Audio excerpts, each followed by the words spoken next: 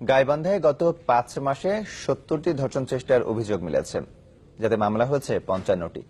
তবে ডাক্তার ও আইনশৃঙ্খলা বাহিনীর সাথে সমঝোতায় অনেক ঘটনা ধামাচাপা দেওয়ার অভিযোগ উঠেছে।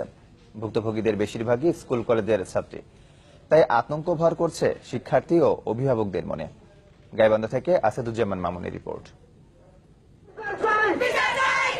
সহপাঠীকে ধর্ষণ প্রচেষ্টার বিচার দাবিতে সোচ্চার গাইবান্ধা সদর উপজেলার লক্ষ্মীপুর স্কুল অ্যান্ড কলেজের শিক্ষার্থীরা।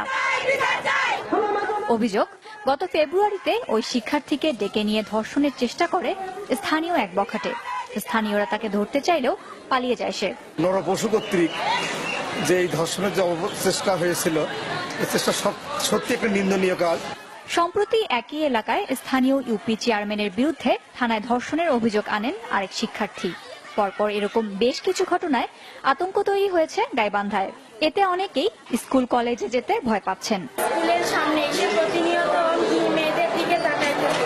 হালিমা যাকে লাঞ্ছিত করেছে গোলাবাজমকে কঠোর থেকে কঠোরতম শাস্তি দেখ এবং আমাদেরকে স্বাধীনভাবে চলার পথ নিশ্চিত করুন।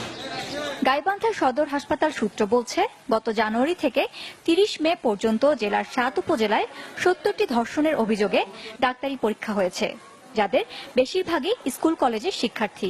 ধর্ষণ সংক্রান্ত রোগী অত্র হাসপাতালে আগমন বাড়ছে আস্তে আস্তে।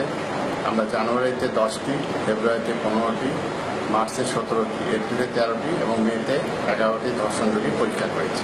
অভিযোগ রয়েছে, ঘটনা ধামাচাপা দিতে প্রথমে সমঝোতা, না হলে হুমকি দেয়া হচ্ছে। ওরা আসে গেটের পাশাপাশি ঘোরাঘুরি করে 3 দিন আসছিল। নাগরিক সমাজ বলছে, অভিযুক্তদের আইনের আওতায় এনে শাস্তি নিশ্চিত করা না গেলে এ ধরনের অপরাধ বাড়তেই থাকবে। আমরা যেন অল্প সময়ের মধ্যে শুনতে পাই যে তার শাস্তি হয়েছে, তাহলে তার মতো আর যারা ওত পেতে থাকে রাস্তার পাশে তারা সাবধান হয়ে যাবে।